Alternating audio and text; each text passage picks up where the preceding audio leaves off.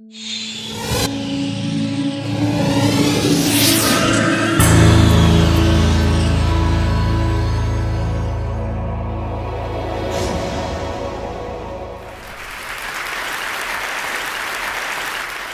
want to talk about what we learn from conservatives.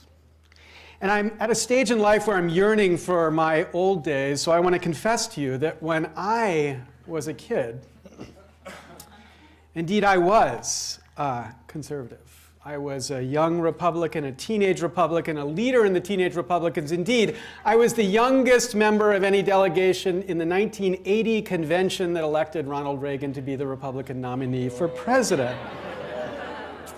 Now, I know what you're thinking. You're thinking that's not what the internets say. You're thinking Wikipedia doesn't say this fact. And indeed, this is just one of the examples of the junk that flows across the tubes in these internets here. Wikipedia reports that this guy, this former congressman from Erie, Pennsylvania, was at the age of 20 one of the youngest people at the Republican National Convention, but it's just not true. Indeed, it drives me so nuts. Let me just change this little fact.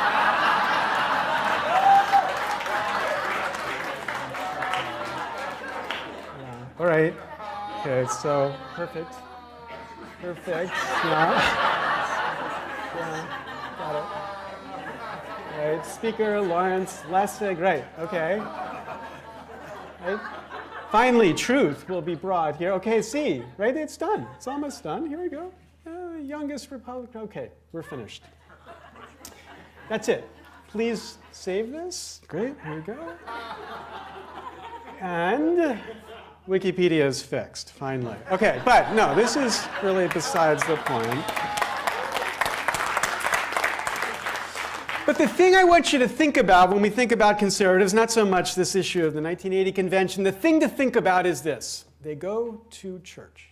Now, you know, I mean, a lot of people go to church. I'm not talking about that only conservatives go to church, and I'm not talking about the God thing. I don't want to get into that. You know, that's not my point. They go to church, by which I mean they do lots of things for free for each other. They hold potluck dinners. Indeed, they sell books about potluck dinners. They serve food to poor people. They share, they give away for free. And it's the very same people leading Wall Street firms who on Sunday show up and share. And not only food, right? These very same people are strong believers in lots of contexts in the limits on the markets. They are in many important places against markets. Indeed, they, like all of us, celebrate this kind of relationship, but they're very keen that we don't let money drop into that relationship, else it turns into something like this. They want to regulate us, those conservatives, to stop us from allowing the market to spread in those places because they understand there are places for the market and places where the market should not exist, where we should be free to enjoy the fellowship of others. They recognize both of these things have to live together. And, second great thing about conservatives, they get ecology. Right? It was the first great Republican president of the 20th century who taught us about environmental thinking, Teddy Roosevelt. They first taught us about ecologies in the context of natural resources, and then they began to teach us in the context of innovation, economics. They understand, in that context, free. They understand free as an important, essential part of the cultural ecology as well. That's the thing I want you to think about them. Now, I know you don't believe me, really, here. So here's exhibit number one. I want to share with you my latest hero, Julian Sanchez, a libertarian who works at the, for many people, evil Cato Institute. Okay, so Julian made this video. He's a terrible producer of videos, but it's great content. I'm going to give you a little bit of it. So here he is, beginning. So I wanted to make an observation about the way remix culture seems to be evolving. So what he does is he begins to tell us about these three videos. This is this fantastic Brat Pack remix said to this mania, which of course spread virally, hugely successful. So sentimental. And then some people from Brooklyn saw it. They decided they wanted to do the same.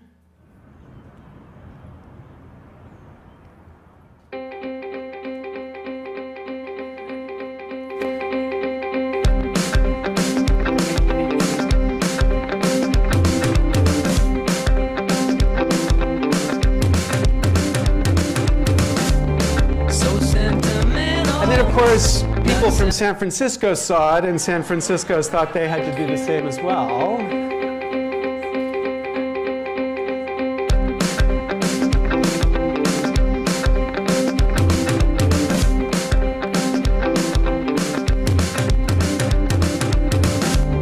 So sentimental, not sentimental, no romantic, not disgusting yet. And so they're beautiful, but this libertarian has some important lessons he wants us to learn from this. Here's lesson number 1.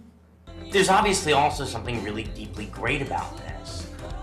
They're acting in the sense that they're emulating the original mashup, and the guy who shot it obviously has a strong eye and some experience with video editing, but this is also basically just a group of friends having an authentic social moment and screwing around together. It should feel familiar and kind of resonate for anyone who's at a sing-along or a dance party with a group of good friends. Or So that's importantly different from the earlier videos we looked at, because here, remix isn't just about an individual doing something alone in his basement. It becomes an act of social creativity. And it's not just that it yields a different kind of product at the end, it's that potentially it changes the way we relate to each other.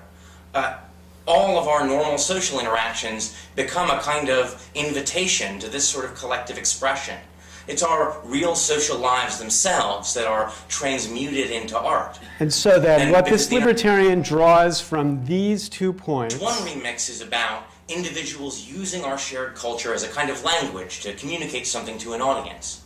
Stage 2, social remix, is really about using it to mediate people's relationships with each other. First, within each video, the Brat Pack characters are used as a kind of template for performing the social reality of each group. But there's also a dialogue between the videos, where once the basic structure is established, it becomes a kind of platform for articulating the similarities and differences between the group's social and physical worlds. And then here's for me the critical key to what Julian has to say. A copyright policy isn't just about how to incentivize the production of a certain kind of artistic commodity.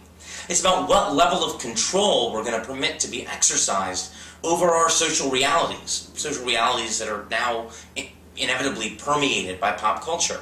I think it's important that we keep these 2 different kinds of public goods in mind. If we're only focused on how to maximize the supply of one, I think we risk suppressing this different and richer and, in some ways, maybe even more important one. Right? Bingo. Point. Freedom needs this opportunity to both have the commercial success of the great commercial works and the opportunity to build this different kind of culture. And for that to happen, you need ideas like fair use to be central and protected, to enable this kind of innovation, as this libertarian tells us, between these 2 creative cultures, a commercial and a sharing culture. The point is, he here gets that culture. Now, my concern is we Dems, too often not so much. Right? Think, for example, about this great company. In the good old days, when this Republican ran that company, their greatest work was work that built on the past, right? All of the great Disney works were works that took works that were in the public domain and remixed them, or waited till they entered the public domain to remix them, to celebrate this add-on remix creativity. Indeed, Mickey Mouse himself, of course, as Steamboat Willie, is a remix of the then very dominant, very popular Steamboat Bill by Buster Keaton. This man was a remixer extraordinaire. He is the celebration and ideal of exactly this kind of creativity. But then the company passes in through this dark stage to this Democrat, wildly different. This is the mastermind behind the eventual passage of what we call the Sonny Bono Copyright Term Extension Act, extending the term of existing copyrights by 20 years so that no one could do to Disney what Disney did to the Brothers Grimm. Now, when we tried to challenge this, going to the Supreme Court, getting the Supreme Court, the bunch of conservatives there, if we could get them to wake up to this, to strike it down, we had the assistance of Nobel Prize winners, including this right-wing Nobel Prize winner, Milton Friedman, who said he would join our brief only if the word no-brainer was in the brief somewhere. But apparently, no brains existed in this place when Democrats passed and signed this bill into law. Now, tiny little quibble of a footnote. Sonny Bono, you might say, was a Republican, but I don't buy it. This guy is no Republican. Okay.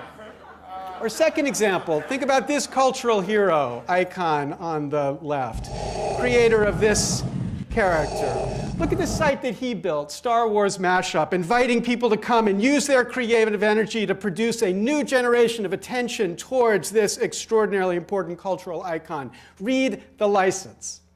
The license for these remixers assigns all of the rights to the remix back to Lucas. The mashup is owned by Lucas. Indeed, anything you add to the mashup, music you might add, Lucas has a worldwide perpetual right to exploit that for free. There is no creator here to be recognized. The creator doesn't have any rights. The creator is a sharecropper in this story. And we should remember who employed the sharecroppers. The Democrats, right? So the point is, the Republicans here recognize that there's a certain need of ownership, a respect for ownership, the respect we should give to the creator, the remixer, the owner, the property owner, the copyright owner of this extraordinarily powerful stuff, and not a generation of sharecroppers. Now, I think there are lessons we should learn here. Lessons about openness. Our lives are sharing activities, at least in part, even for the head of Goldman Sachs, at least in part. And for that sharing activity to happen, we have to have well-protected spaces of fair use. That's number one. Number two, this ecology of sharing needs freedom within which to create. Freedom, which means without permission from anyone, the ability to create. And number three, we need to respect the creator of these remixes through rights that are directly tied to them. Now, this explains the right-wing nonprofit Creative Commons. Actually, it's not a right-wing nonprofit, but of course, let me just tie it here. The Creative Commons, which is offering authors this simple way to mark their content with the freedoms they intended to carry.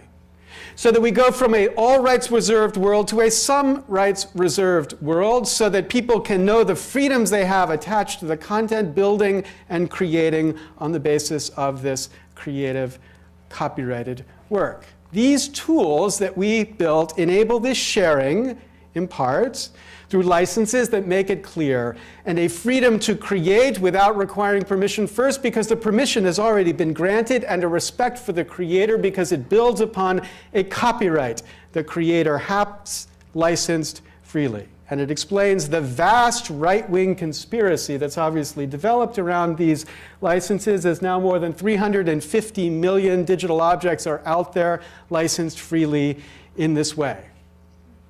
Now, that picture of an ecology of creativity, the picture of an ecology of balanced creativity, is that the ecology of creativity we have right now? Well, as you all know, not many of us believe we do. I tripped on the reality of this ecology of creativity just last week. I created a video which was based on a Wireside chat that I had given, and I uploaded it to YouTube. I then got this email from YouTube weirdly notifying me that there was content in that owned by the mysterious WMG that matched their content ID. So I didn't think much about it. And then on Twitter, somebody said to me, your talk on YouTube was DMCA'd. Was that your purpose? Imagining that I had this deep conspiracy to reveal the obvious flaws in the DMCA. Answer, no, I didn't even think about it. But then I went to the site, and all of the audio in my site had been silenced.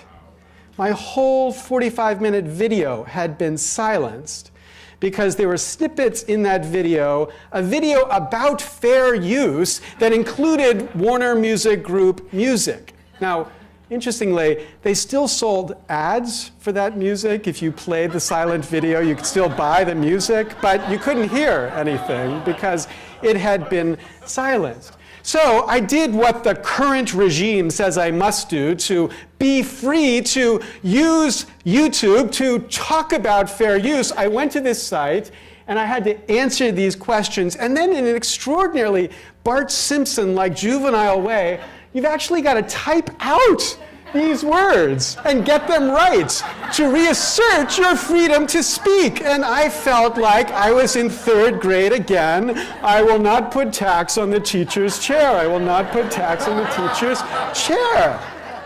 This is absurd. It is outrageous. It is an extraordinary perversion of the system of freedom we should be encouraging. And the question I ask you is, who's fighting it? Well, interestingly, in the last presidential election, who was the #1 active opponent of this system of regulation in online speech? John McCain. Letter after letter attacking YouTube's refusal to be more respectful of fair use with their extraordinary notice and takedown system that led his campaign so many times to be thrown off the internet. Now, that was the story of me then, my good old days of right-wing lunacy. Let me come back to now. Now when I'm a lib, a leftist, I'm certainly left-handed, so at least a lefty, and I wonder, can we on the left expect to build this ecology of freedom now in a world where we know the extraordinary powerful influences against it, where even icons of the left like this entertain and push bills that would effectively ban the requirement of open access for government-funded research? The president, who has supported a process that secretly negotiates agreements which effectively lock us into the insane system of DMCA that we have adopted and likely lock us down a path of 3 strikes and you're out, that of course the rest of the world are increasingly adopting. Not a single example of reform has been produced yet, and we're not going to see this change in this system anytime soon. So here's the lessons of openness that I think we need to learn. Openness is a commitment to a certain set of values. We need to speak of those values. The value of freedom. It's a value of community. It's a value of the limits in regulation. It's a value respecting the creator. Now, if we can learn those values from at least some influences on the right, if we can take them and incorporate them, maybe we could do a little trade. We learn those values on the left, and maybe they'll do healthcare or global warming legislation or something on the right. Anyway, please join me in teaching these values. Thank you very much.